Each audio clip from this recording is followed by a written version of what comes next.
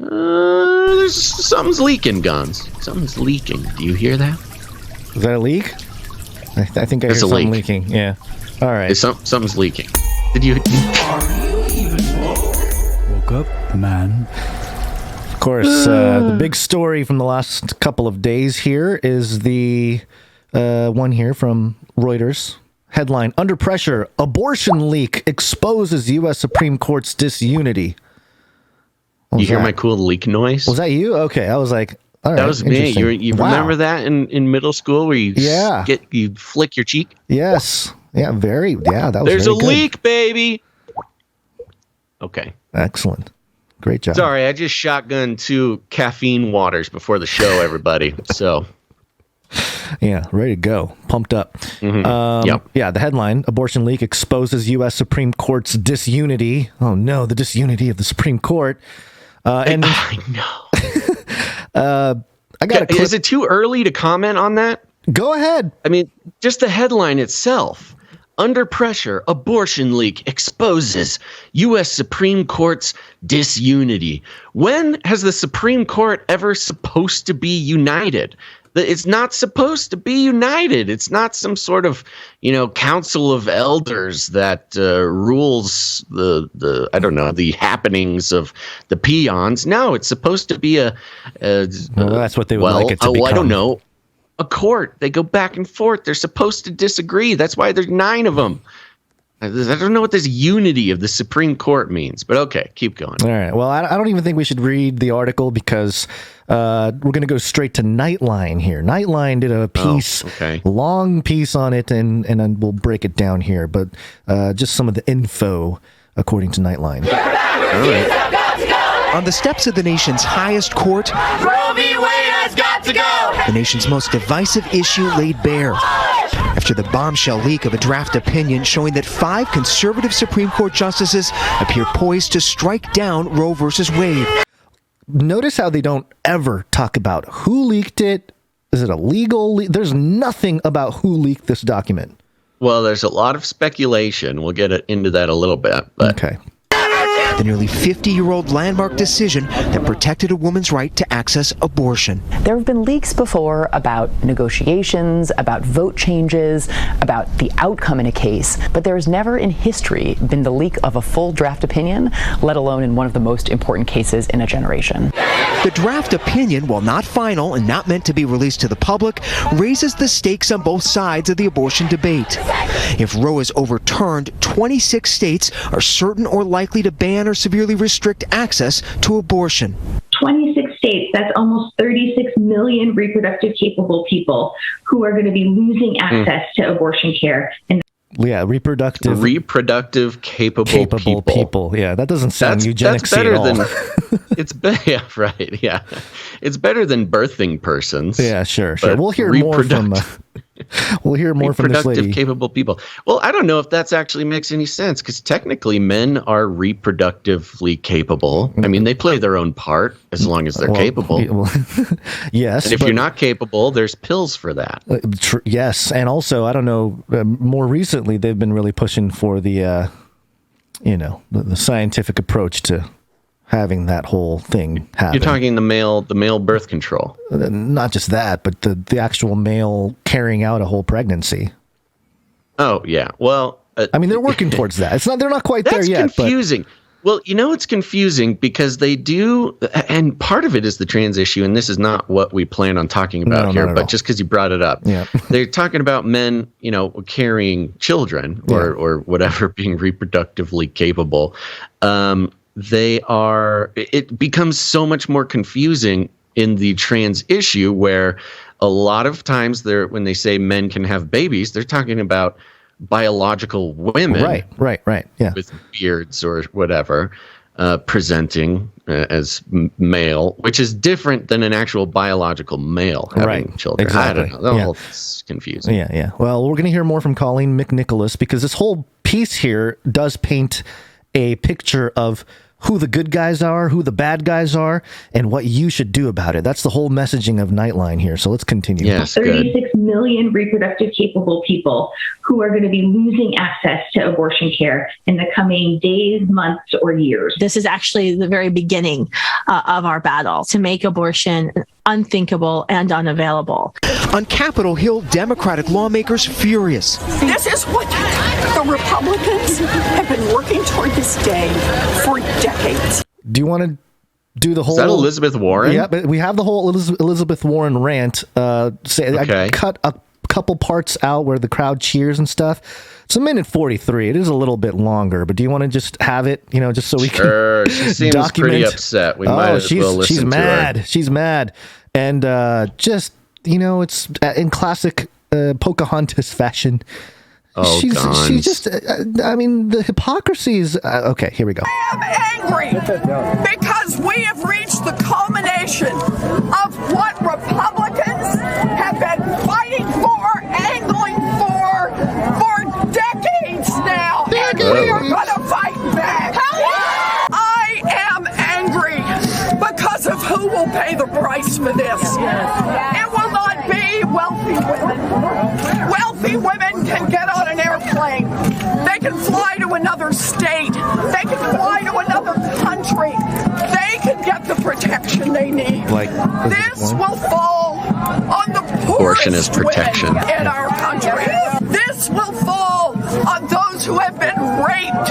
This will fall on mothers who are already struggling to work 3 jobs to be able to support the children they have. Well, I am here because I am angry, and I am here because the United States Congress can change all of this. Angry, but committed. Understand this. I have seen the world where abortion is illegal. And we are not going back. Not ever. No.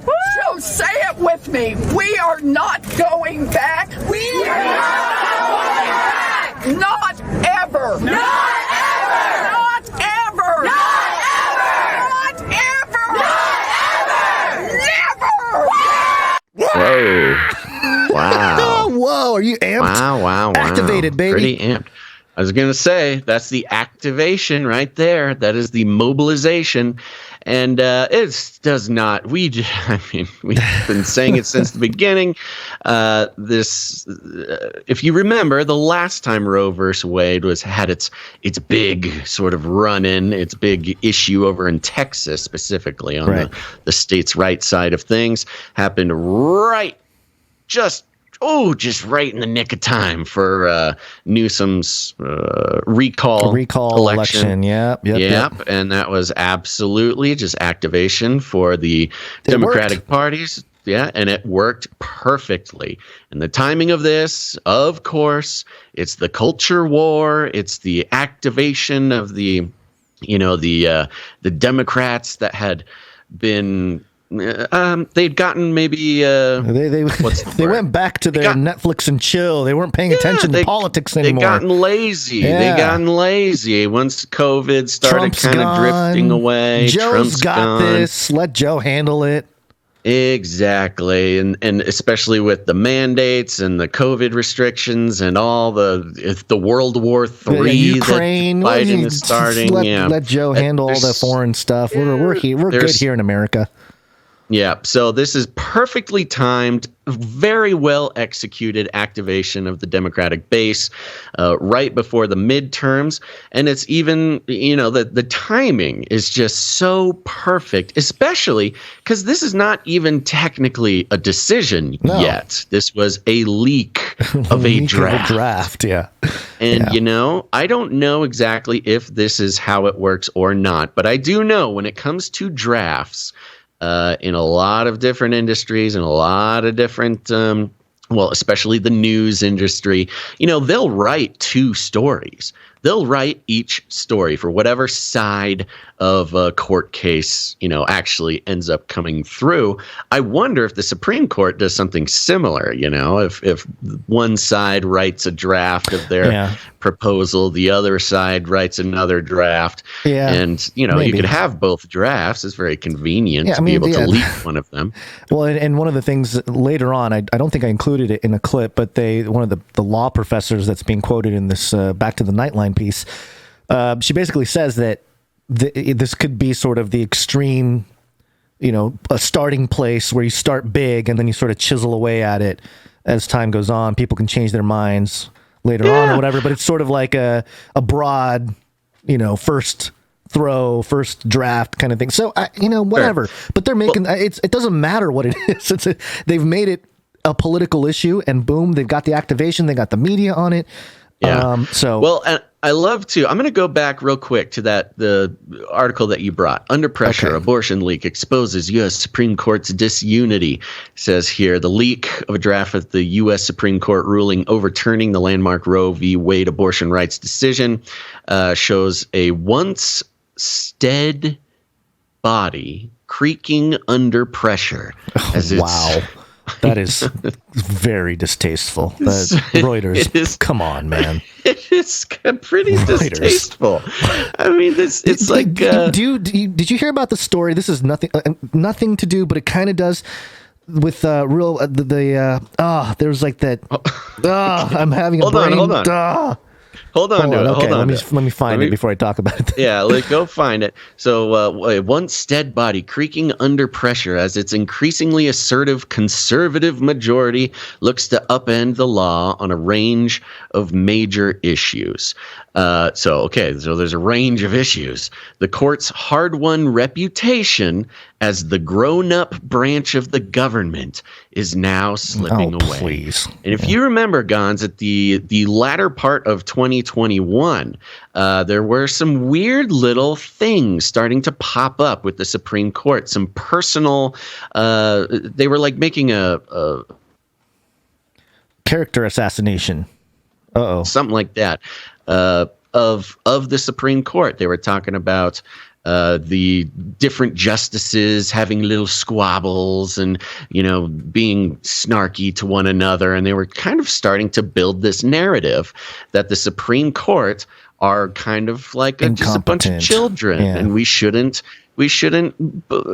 trust them. We shouldn't hold them in such high esteem. The media created this narrative, and I said it then, and I've again happy to say that this is one of the things that I've gotten right over the past year or so, which is I said, hey, keep an eye on this. They are going to create a situation where the Supreme Court is is being deconstructed, and I don't mean that in kind of the way we use it here, deconstructing the news, but it's they're tearing it down. Dismantled. Yeah.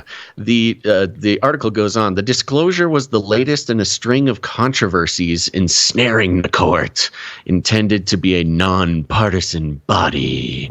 And then it goes into, Clarence Thomas and his wife and et cetera, et cetera. Yeah, the character assassination part of it.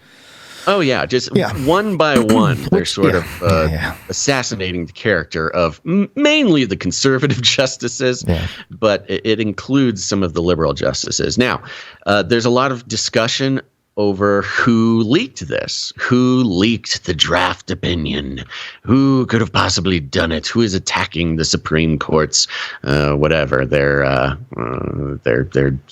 honor. And there's only 36 people who have access to the drafts. So you've got all 9 justices, and it's funny because they assume that a justice didn't actually do it, which they've gone so far to make us consider these justices as sort of petulant children who are willing to pull pranks on one another and stuff like that in public. I think it's funny that they assume it wasn't one of the liberal justices or something. But there's 36 other people who have access to these drafts, and they're the law clerks for each of the justices. Each of the 9 justices have 4 law clerks, and those law clerks have access to the drafts. Now, you got to, maybe assume that it wasn't one of the conservatives' clerks, although I don't know why, but this is just what the analysis I was reading was assuming. So that leaves 16 people who work for the liberal justices who could have potentially leaked it. And I'll be very curious to see how aggressively the media tries to actually figure it out. Do they actually want to figure out who did it? Because it is an actual crime. Well, clearly, the Nightline doesn't really care. It's the substance of the leak. Oh, Nightline doesn't care. No. But, I mean, this is a crime. If they catch the person, they will be imprisoned. Or if they're not imprisoned, it'll be, its own sort of controversy. Right. So that's kind of where it stands. We don't know who did it, but it's a pretty small pool of people who would do it. So I don't know. We'll see. The line about a once stead body creaking under pressure reminded me of it was a story about the retailer Ulta Beauty. They came out with an email that said, "Hang with Kate Spade," and Kate Spade hung herself in 2018. So they had to backtrack. Ooh, Real bad. So that's. But there they had to apologize and backtrack. Here, nobody's going to care because it's the other way in the political aisle. But let's go back to the Nightline report here because there's a few more things to point out. 2 key Republican senators who support abortion rights, Susan Collins of Maine and Alaska's Lisa Murkowski, also upset. If it goes in the direction that this leaked copy has indicated, it rocks my confidence in the court right now. Other Republicans angered by the leak, but in support of the potential decision. I thought Roe v. Wade was a constitutional overstep, so we'll be back into the business that we were before 1973, allowing each state to decide what to do. President Biden reacting with alarm, calling it radical if Roe versus Wade is overturned and warning it won't stop there. If it becomes a law and if what is written is what remains, it goes far beyond the concern of whether or not there is the right to choose. Just real quick, too, for those of you watching, one of the Secret Service guys is behind Biden, and you couldn't depict a more perfect handler. He just looks like hawkish. a Pixar. He looks like a Pixar character of a Secret Service agent. I mean, perfect. Anyway, of whether or not there is the right to choose. In a statement, Chief Justice John Roberts confirmed authenticity of the draft, calling it a betrayal of the confidence of the court, and ordered the marshal of the court to investigate. The leaked document, dated February 10th, is labeled the first draft of an opinion of the court. By Justice Samuel Alito, the 67-page draft ruling is clear, sharp, and scornful, declaring in its opening paragraphs that Roe versus Wade must be overruled, and that the 1973 ruling was egregiously wrong from the start. And Alito dismisses the argument in Roe that the right to choose abortion is part of the constitutional guarantee of liberty and privacy. I would characterize the language as extremely strident. It's not an opinion that seeks to find common ground or to compromise. Much of the tone of the opinion seems very clearly to suggest the kind of fundamental illegitimacy of a position that supports a constitutional right to abortion. Pause it real quick. It's the end of the clip. We've had this conversation before. We've talked about when Texas was doing their Roe v. Wade thing, we've talked about the fact that Roe v. Wade is technically regarding the privacy between a patient and a doctor. I mean, it's sort of applied to abortion, and it was decided in the context of abortion, but it is technically upholding the right to privacy between a doctor and a patient. And within that space is where abortion happens. And we discussed, in case there's new listeners or people may not remember the discussion, but we discussed how when it comes to vaccine passports, when it comes to, the sort of throwing out the window of HIPAA laws, vaccine passports, digital ID, things like this, forcing health procedures to be mandatory and being able to ask about vaccine status, things like this. Those things are actually sort of protected by Roe v. Wade. I mean, you could make a case that Roe v. Wade protects the unvaccinated as well as, the abortion issue. And it was setting up for a very, again, contentious, weird, topsy-turvy, upside-down clown world thing where if you were, if you believe in privacy between you and your doctor and nobody being able to tell you what you and your doctor can do in that relationship or whatever, you got to support Roe v. Wade. And so here we are. The CERN fired up the other week. Democrats are supporting deregulation of corporation, and now we have Democrats supporting Roe v. Wade, which protects the unvaccinated, and you have allegedly you have the conservative sort of army marching forward to take away the protections for the unvaccinated. It's just a very strange thing. Yeah. And there's multiple layers that make this discussion extremely challenging for, this is extremely challenging to the topic too. There's a lot to it, a lot of history, a lot of philosophy, a lot of political science. There's so many layers. There's also the states' rights issue, which is, and then also just the baby killing issue. There's, of course, the baby killing, of course. Yeah. But the states, they said it right in this report, there would be 26 states poised to, ban abortion or whatever, because taking away the federal decision, again, returns the decision to the states. You mean we're going to decentralize the decision to the states? How dare America do such a thing? That's why the establishment doesn't like it so much. So Nightline here continues to paint a picture of the heroes in this fight and the villains. So we're going to start off with the hero, which is this individual here. The only thing surprising to me about the leaked Supreme Court decision was the timing. We saw this. First of all, she said the only surprising thing about the leaked document is the timing.